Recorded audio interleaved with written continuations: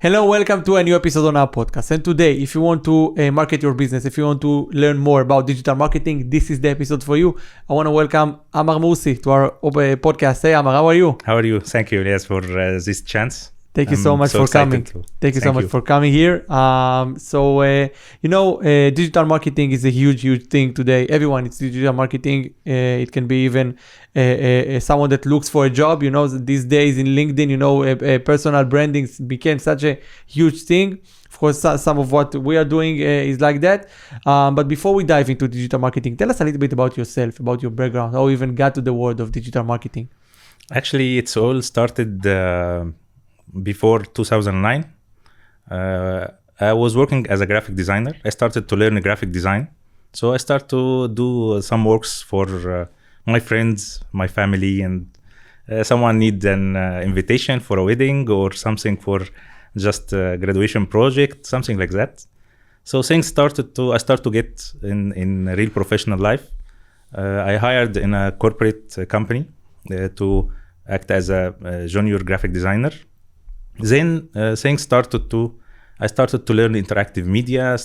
In this time was flash presentation was the most excited kind of interactive media. And then I started to force it to incorporate my contracts with the clients. So they start to asking for invoices. You have to issue invoices. You have to deal with us in a professional way. So in the beginning, I was using my friends' companies. And then I have 3 of my friends. They pushed me to let's open a company, let's do it, and start to be more formal. So we started in 2009. We opened our agency, and since then we in the market.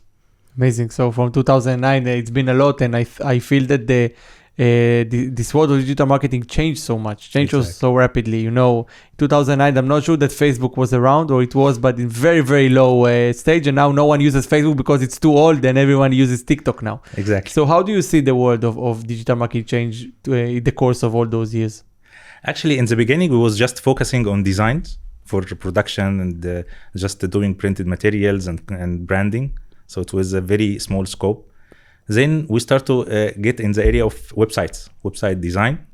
People start to have they asking to have their own website, but it was just the static one, no fancy. And then after people start to ask for, in this time we learned how to do web design. So we started to learn coding, we start to learn how we will operate the designs in web. And then people start to okay, you do the website, then we need e-marketing. We need email marketing. We need promote this in Google Ads on several channels. In this time, it was the beginning of online advertising. So we learned how to do this step by step till we reached the stage of 360 digital marketing. Right now, the business, it's opposite. A lot of business don't have a website, but they have a social media presence and they have strong online advertising and activity online. So it's started with just a basic presence. Now it's totally 360. So let's talk about this 360. What does it include? What can you find in a 360 digital marketing? Actually, there is many aspects when you are using digital marketing as a normal business, starting from your customer support, your marketing, your sales activity, even in your operation. So things not only about marketing or not about only advertising the business. It's dive in the day-to-day activity of the company. So the most of the business faces that they are focusing in one area. So sometimes they ignoring the website and they start to focus only on social media. And the opposite, sometimes they are ignoring the interaction with their customers, having a CRM or having a client data that they can deal with. So it's you can't find a few clients, a few people in business who understand these aspects, that they have to close the 360 around their online presence, having all the aspects, using all the tools available, not only for the marketing and advertising, but only for their operations, their customer support and sales. All right. So when you talk about that, You also said that they neglect it. They don't do that. But sometimes people or business owners will come and say, I get this all the time, for business owners that work with me. I'm sure that you do. They say, our clients are in Instagram. Our clients are on TikTok. So we don't need a website, because our clients, sometimes they are youth, they are the younger generation, and they are usually, we see it from messages and stuff. They spend most of their time on TikTok these days. And they did, 10 years ago, they spent their time on Instagram and they spend their time on all other places. So is it not true that they should maybe focus on one or two, let's say, channels, but they should have them all as some sort of presence, so they won't be, completely neglected? Actually, this is one of the problem most of the business have. They are built on assumption. Okay, so you are saying my clients is on Instagram. Did you try TikTok? Did you try to have your own website and build the sales funnel? Did you try email marketing? You can't say that, you can't guarantee 100% that all your client on Instagram. So you have to build your decision on that. Sometimes, yes, you are focusing on a certain channels and give it the most focus. But at least you must close all the 360 dimensions about your presence. So you can't have a website without a contact form, or people go to the website and can't find the information they need. What if someone's searching on Google? They will find your Instagram. What about your presence, your office, your location? A lot of things need to be done in many areas. Sorry, in many areas. So it's important to understand this part. If you want to take a decision focusing on a particular channel, it must be based on that, not just assumption. Definitely, but when we usually people are coming to you with problems, with challenges, with difficulties they are facing on digital marketing. So can you name us maybe the most common problems the business owners come to you with? They say, hey, Amer, I need this one is not working, this thing is not malfunctioning right. So what are the things that they are most common about the challenges? The most common problem clients start with that they don't own their own channels. So they are working with freelancers, with agencies that created their own assets. Some clients don't have access to their websites. So the digital assets, it's not secured. So we spend most of the time trying to find a way to get all this channel back to the clients. And this sometimes, the thing is that if they are spending most of their times on social media, let's say if they have a really strong Instagram channel or TikTok channel, sometimes they can get a strike or a second strike or third strike, and then their biggest, revenue channel is down. Closed, yes. They can't work with it. And I worked with so many people that had a really strong, it's the Instagram account. They had really strong Instagram account, tens of thousands of followers and so much, reactions and all that. And all their marketing came from there. They haven't did anything else. They haven't spent $1 on Facebook ads. They haven't did almost virtually anything.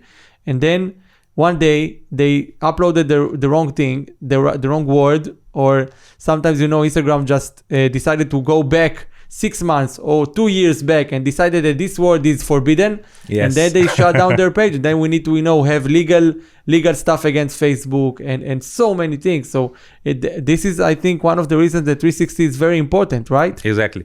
Because, right now, digital assets is not normal. It's not just a Facebook page. It's your company. It's your company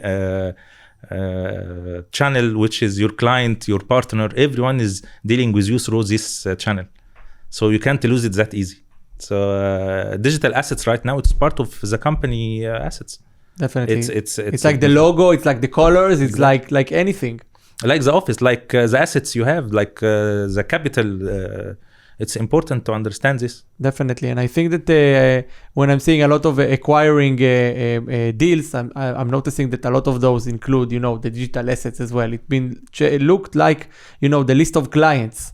Like you have 2,000 clients. It's also been acquired along with your Instagram page, with your Facebook page. It's also part of the deal. People are understanding that this is your digital real estate when it comes to Exactly. to market your business. And if you are talking about digital real estate, let's talk about real estate, because I know that on that front, your company does really well. So tell us a little bit about what kind of work you're doing for real estate agencies, companies, brokers. Actually, we work with many brokers in Dubai. We work also with developers. Actually, real estate business is very challenging, especially that you have around, I think, more than 20,000 real estate agents. It looks like every other person in Dubai is a real estate broker. Like Yes. anyone you talk to is a real estate broker. Exactly. So but it's important that a few brokers who have a real business, that they have a real structure, they are having a well-known and trusted channels, because it's let's say 90% of the real estate business dealing with social media, as I will just create a video for me walking on the marina or walking beside Burj Khalifa talking about the properties that I'm selling, and this way I will sell. Okay, regardless where is your audience, what you are trying to promote, what is your USPs. You have to be prepared. You have to understand your product, your projects that you are working on. So it's totally ignored. So this is create a lot of frustration for them when they are starting doing digital marketing. Let's say it's not a digital marketing, just lead generation. So start as a page, start lead generation from day one, which is totally in a marketing world. It's not that way. It's not that easy. If you start to lead generation from day one, why people will trust you to buy from you? How you can convince a client to pay you 1 million dirham and invest with you, and he don't know you, just because of one video you created and you just talking about the property or the investment opportunity. This is not the real life. Definitely, people need to trust you, as you say, and I think it's a combined effort here. You need to have really good organic content in your social medias to make sure that, as you said, people know you, and you need also to have a plus game on ads, because you are in competition between so many people, so many developers, and so many other bodies that trying to get attention on social media, and this is one of the best tools to do it. So you should do well in both of them. And I know that you're not only doing a lot of real estate agencies, helping them succeed online, you're also doing it on healthcare. So tell us a little bit about the challenges that healthcare facing and what kind of strategy they need to implement on digital marketing. Yes, actually, it's not far away from the same challenges most of the business have, but healthcare have as very specific requirements. Like you are dealing with the channel as the front office. So people is book appointments, they start to asking about information through social media, especially with the healthcare. They are dealing with healthcare provider and the channels on the social media as experts. So you find a lot of people who may ask for a condition or what he can do through social media. So we found a lot of clinics where people start to ask about what medicine which is totally wrong, but they start to they ask about details. They are dealing with the channels as advisor. They are not buying direct. They are dealing with it as an advisor. Have a connection with your doctor or your healthcare provider through the online channels is became day to day for all the people, even all the people, young people. They are trust these channels. So it's important to build your presence in healthcare based on this particular dealing with the people, as it's your front office. So this is one of the challenges that healthcare is already. We're trying to do the same with all clients that we are working with, is building a strong online presence, number one. Then prepare all the tools using the digital to help the business. It's not just having a fancy page or having accounts, start to talk to clients. No, you have to know what you are doing. It's not just going and talk about the service, trying to sell without any strategy. This is what we are trying to connecting the business and the technology. both must serve end of day its business. It must be profitable. So you have to serve the goals of the business. Not all the business have the same goal. Some business may need just awareness in the beginning. You don't need to sell in this stage. You need to build trust. Another business need to have a good connection with their own clients. They have a very base of clients, but they need to connect in a good particular with them. Another business need to sell, so they need to accelerate the sales. It's not all the same, and not even the same business have different objective over time. As example, building funnel. As you said, client data right now is the most important assets. If you have a client data, then this is the most assets that you have in your company that you have to build on, use it for your communications, try to get the most out of it. So simply this is... Definitely, I agree with you so much. And at the end of the day, I feel that, as you said, to get to a certain objective, you need to make a lot of actions in a really clear strategy towards time, and only then you can get it. And sometimes it's small stages that each of them needs each other. Exactly. Like you need the last step in order for you to get to the next step. You just have to do it. There is a certain phases of things, and also you need a lot of patience, because sometimes you are dealing with others, you're dealing with vendors, you're dealing with clients, you're dealing with so many things that you really have to do it on the right manner and time, and you need to be patient. I want you to walk us through a case study that you've made, because I know you have really successful one. You told me about one service app project that you had that I really want the audience to hear about as well. Okay, this one was for actually I have two particular projects. One for Mercedes. Mercedes was planning to have like a very customized service plan for all the Mercedes owners. So the campaign was totally dedicated to driven to all the owners of Mercedes in Egypt. So they want to create like an online application where the owner go to the application, register his information, his car, and start to navigate all the options for the service package he may take from the service center. The main challenge was the technical part, that the application, you don't have one equation to collect the information. It's from a multiple source. So creating the application was one of the challenge. And the second is creating the advertising and drive traffic to this application to let the users and the owner of Mercedes use it. So it was very successful case. We had more than 10,000 subscribers on the application who's already used the application. And I think it's still working till now for more than 7 years. Amazing. And you said you have another one. Yes, another one. It's related to the COVID. While we was talking about the COVID challenge, actually it was before the COVID, we was testing chatbot. We was just trying to apply the chatbot for one of mortgage finance clients in Egypt. So the company is a subsidiary of National Bank of Egypt. So it's a very huge corporate in terms of mortgage finance. And we was testing the idea of chatbot and doing a workflow to guide all the social media and the website visitors to find the information they are looking for. Then came the COVID. So the call center is totally shut down. So suddenly the company have no one to answer phone, no one exists at the office. So you can't deal with the company. All the people start to search for a way to communicate with the company. So they found the website and the social media. We surprised from the numbers.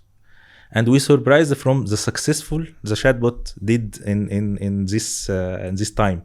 It was actually around 90% of the conversation, the successful conversation. So people start to find their information. It acted like the company was running better than the call center itself. So this was very impressive actually, and it's driven all our R&D later to start to focus on this kind of automation and chatbots. Definitely, we're seeing it a lot on a lot of businesses today, that their chatbots is there. Sometimes it's a 100% AI chatbot. There is not even a human being there. It's just a good a LLM model that just understands very well, and can answer the things they need, and also can pull data from the CRM, from the Exactly. company's databases. It's been used heavily, and within time it's gonna be also on voice. Gonna call a call center, and then you're gonna get the answer from a like human, which in a voice of human, with all the the small intuitive things that a human does, but it's gonna be AI. And we spoke before about real estate brokers. I want to take it back to this example, and you mentioned that there are two, let's say, or there are maybe more objectives, but these are maybe the two. The biggest one is the need for the broker to have a really strong online presence, and the focus of him on lead generation. He either wants to people know him as the number one expert of Dubai Hills, of Palm Jumeirah. This is one objective, and the second one is actually getting leads of homeowners that want to sell their house, or home buyers that want to buy a new house. So what tips you will give for online presence, and what do you give for lead generation? Okay, actually, it's both are connected. So in order to have a good leads, you must have a strong online presence. And the idea of, we call it funnel. The sales funnel, it's a funnel. You start with filtering the communication, starting to have a broad reach to multiple audience, and then you start to organize them. But you must have a strategy behind. So first of thing, you must have assets. The way you are creating your logo, the way you are creating, choosing your office, you start to organize the decoration and the office assets, all the normal materials that's already used. Do the same with your digital marketing assets. Your website must reflect your personality, must reflect your brand. You must help people trust you. So they must find information about you. They must know what you are doing. Not just act as a ghost who's coming from nowhere to trying to sell multi-million dirham properties. This will not work. So I see a lot of people who's investing a lot of money just to do lead generation without considering this part. And after that, in lead generation, you must be organized in terms of dealing with the data itself. Because on other side, a lot of people who's getting a lot of leads, but they are not using it well.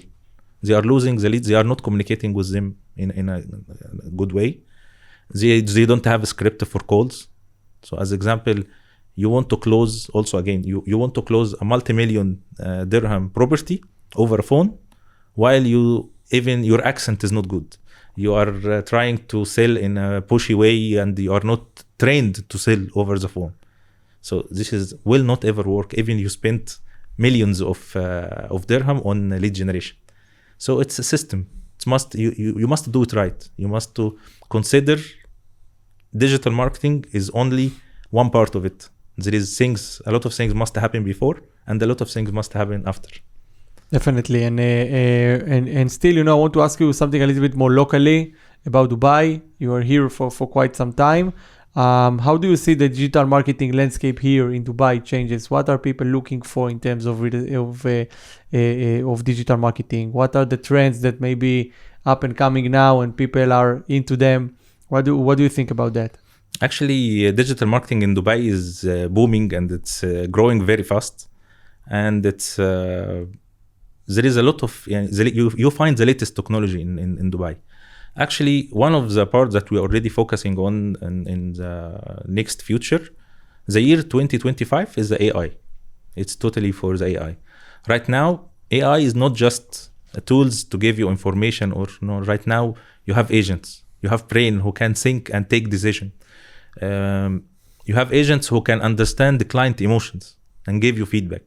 So you can accelerate your overall business performance 500% just by using AI.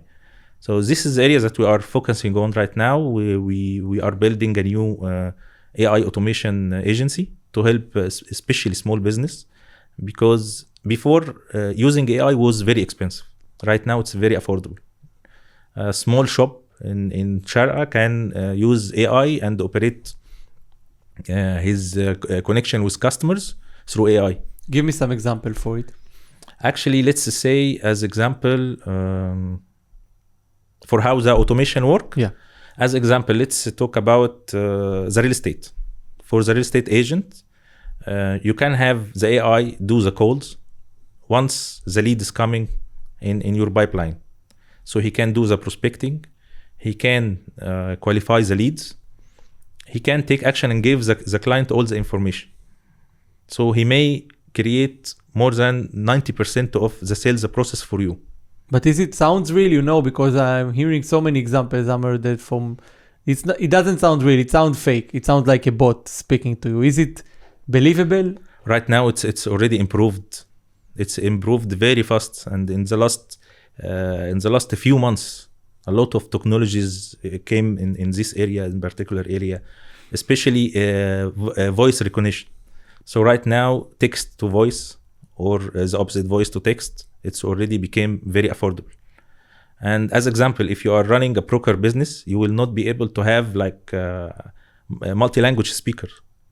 In AI, he can recognize your language and start to reply according to your language. Right now, the challenge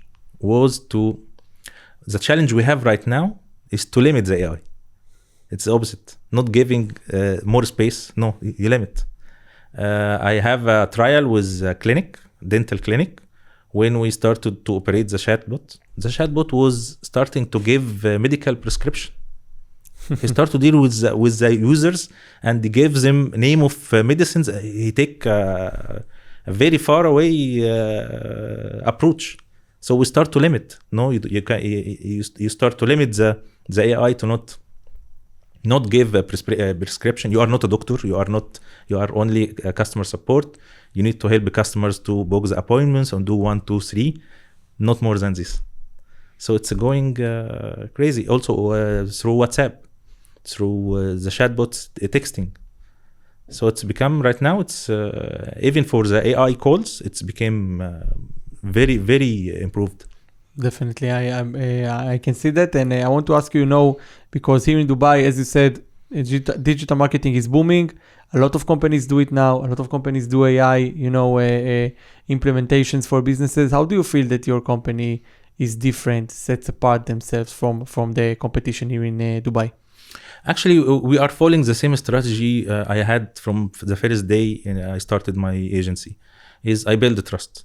I'm not rushing to have a lot of clients. I'm not looking for a lot of clients. I need what we did already in Egypt and in Saudi Arabia is we have a connection and partnership with our clients. So we are very limited for the slots we have for our clients. We manage up to 5 to 6 clients maximum, and we are focusing 100%. We understand their business. We dive in all the aspects they need. So this is give us the space to serve better. So we will work the same. We are working the same in Dubai. We are partnering with our clients to provide whatever they need to push their business forward. And then we act as their digital partner, not only just the agency who's providing a few posts per month or doing a particular kind of content. No, it's a partnership. Amazing. And when you meet a lot of business owners that start their way on social media, they just open their social media pages, maybe just open their website, maybe they didn't even have all those. What are the first tips or advices you would give to someone that opens his business and now needs to have his digital marketing going? What are the first tips you will give to him? First, choose your partners. Choose your suppliers. You must know what you need. Before you are talking with any agency or hiring even an in-house marketer, you need to understand what the business needs in terms of digital marketing to align. So as example, you must understand what is your boundaries, what is your budget, what is your objective, what is others do. Do a market research, understand what others do in your industry. Before you are talking with anyone, you must learn. Talk with a lot of agencies, understand what they are doing, what they can provide to you. The more you learn, the more you understand, the more you can drive your business more efficient ways. Some people take it try and error. So till they understand what they need, they take a lot of time and they waste a lot of money till they reach the stage where they are understand how to deal with digital marketers or what they need from digital marketing. Definitely. And, we just talked a little bit about it, about AI, and about all the innovation that going on in 2025 and forward. And you also mentioned that you're going to open your own AI agency. Tell us a little bit about it. What kind of services or what kind of businesses is it aiming for? Actually, we will be focusing on automation as much as possible from the day-to-day business process. Not only the marketing, but only the customer communication. Right now, agents can act as your financial advisor. They can act as your sales, as your customer support, as your front office. So we will provide all this kind of automation to help small business operate more efficient with affordable cost. Amazing. So that's also a very important thing. And I feel that, people looking at it, as something that's really high and out of reach. But these days, if you won't do it, you just won't survive. Exactly. If there is other business who is a competitor of yours that can do whatever you are doing, maybe even more than what you are doing for half the stuff or half the price, and you both are competing on the same client, you just won't exist. Actually, this is what the big corporates doing. Big industrial factors, even big corporates, they are doing all their best. As example, telecommunication right now, telecommunication companies, they are decreasing their effort in call centers. They start to use chatbots more. They start to close their stores. So right now, most of the banks, the telecommunications, they are start to use AI, use technology to minimize their operation. So what about the small business? If you are a small business, you are just a start, you are doing a lot of things. If you get help from the AI, from the technology, will give you a space to do and to focus more on the most important part of your business. Definitely. And, you mentioned to me right before this interview that you also, doing some tech entrepreneurship because you have a very interesting fashion marketplace going. It's also really, into the UAE, looking at local brands. So it's very interesting. Tell us a little bit about it. Yes, actually we are partnering with, my partner Osama, he's the founder of Babazaro platform. Babazaro is a fashion marketplace who's connecting the local Egyptian brands and help them go globally, sell their products and their collections in Dubai and in Gulf area. The very interesting is, connecting the local brands in not only in Egypt, in many other countries. Local brand, they are the most quality and affordable products you can find. They have a very strong uniqueness. They have a very strong quality. They are focusing on, it's like the handmade products that we used to use many ages before. So the issues they are facing is going globally in terms of logistics, marketing. Most of this business is just a family business who's just focusing on providing the quality of products they are doing.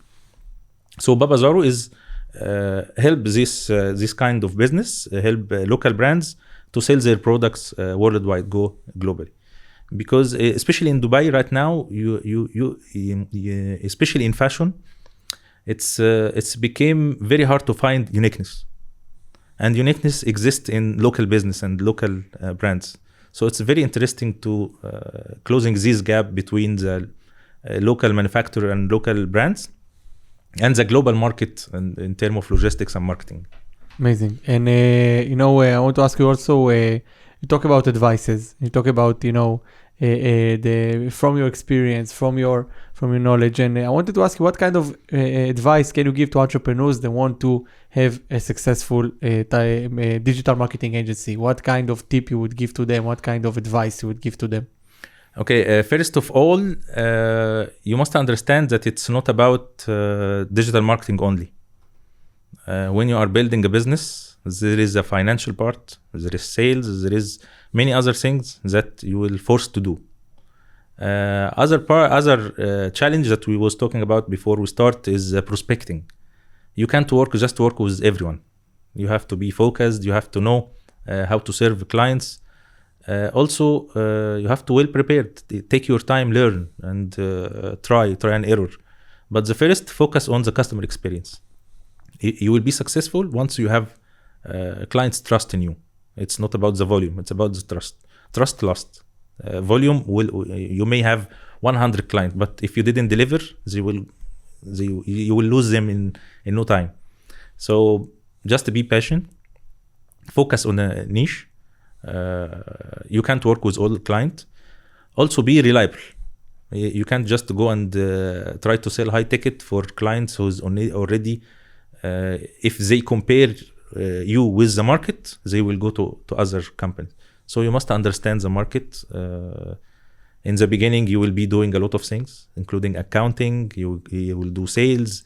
You need to focus on your outreach, your offering. So it's not only about just doing the pages and start to do online ads, building websites. This is the smallest part, actually.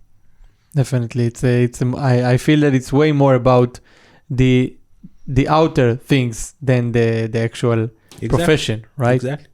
A lot of agencies have the edge of business perspective, but they are not strong technical.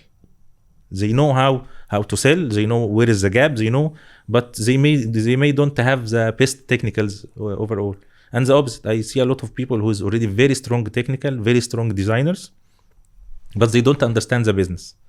They are good on doing designs. They are good on doing websites. They are doing on running social media, but they are not good on creating business. Totally different. Definitely. So I completely agree with you on that, and I feel that these lessons are getting even stronger within years of working and developing businesses. And Amer, it's our time's almost over. We're at the end of this interview. It's been really fast. There is anything else you'd like to share with our audience before we finish? Our agencies, we have multiple names. In Egypt, we call the Max Media. Here we have Hoi Marketing. And we have we're still figuring out the automation AI company. We will launch within days. So it's mainly my email is amromorsey at themaxmedia.com, and you can reach me on LinkedIn and also Facebook, any channel I'm available. All right, that's good. So we also leave the details here, so anyone would reach out to you, it would be easier for him or her. Amer Morsey, it's been a pleasure hosting you in this podcast. Thank you so much for the information. Thank you very much. Thank you so much. It was a pleasure for me. For me too, and thank you so much for being with us. See you next time. Bye-bye.